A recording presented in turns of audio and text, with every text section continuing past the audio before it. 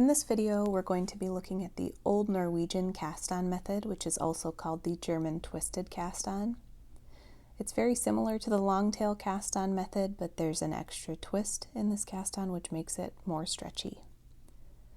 In order to estimate the amount of yarn that you'll need for your cast on, you can take your yarn and wrap it around your needle 10 times, and then use that length of yarn to multiply out to get the number of stitches that you need for your project. So for 20 stitches, I would double that length. For 30 stitches, I would triple it, and so on. So I'll take the length for my stitches, add a 6-inch tail to weave in at the end of my project, and then I'm going to add a little bit more length past that. Like I said, this cast on is a little bit more stretchy than your standard cast on, so it requires a little bit more yarn. We're going to start with a slip knot, and then you'll take that slip knot and place it on your needle and snug it. Now that slip knot actually counts as the first stitch in your cast on, and then we're going to get set up for the slingshot method. I'll take the tail of my yarn and place that towards me. The working yarn I'll place away, and I'm going to use my thumb and forefinger to split those two strands, and take my other 3 fingers to grip both strands below. So I've got those 2 strands grasped in my 3 fingers, and then I have 1 strand coming off my thumb, 1 coming off my finger, and I've pulled back on the needle to get into that slingshot position.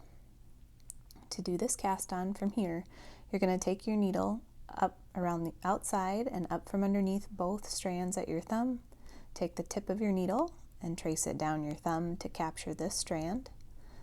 Take the tip of your needle, trace it down your forefinger to capture that strand, and then it's helpful to bend your thumb to create a larger opening that you can bring your needle back down through before dropping out your thumb and snugging your stitch.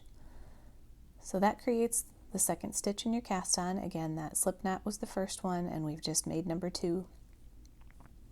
Now I'm going to get back into my slingshot position and take the tip of my needle and come out and up underneath both strands at the thumb. Trace the tip of my needle down the thumb.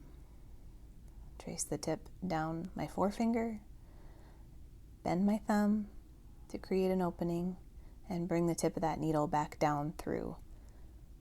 Drop up my thumb, snug that stitch, and there's my 3rd stitch. So we'll look at that 2 more times here. I'll take my needle out around the outside, up underneath both strands at the thumb, trace my thumb down,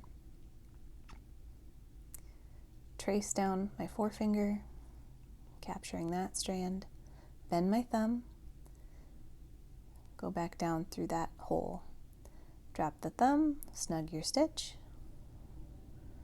and one more time. Up underneath both strands of the thumb, trace down your thumb, trace down your forefinger, bend your thumb, and go back through that opening that you've made. Snug your stitch, and now we have 5 stitches in our cast on. It's very similar to the long tail cast on as we mentioned, but if you turn this over, you can see on your cast on edge you've got an extra little bar created there. That's that extra twist that gives you more stretch. Happy knitting!